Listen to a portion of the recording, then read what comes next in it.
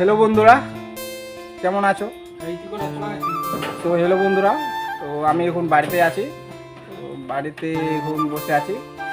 তো বাড়িতে বসে ভালো লাগছে না, তাই একটা বন্ধুকে ফোন করলাম। তো গ্রামের বন্ধু যদিও, তো আসবে বন্ধু আমাকে আনতে এখন। তো টোটো নিয়ে আসবে এখানে আনতে। তো আমরা ঘুরতে যাব, ঘোরার আজকে প্লেন আছে।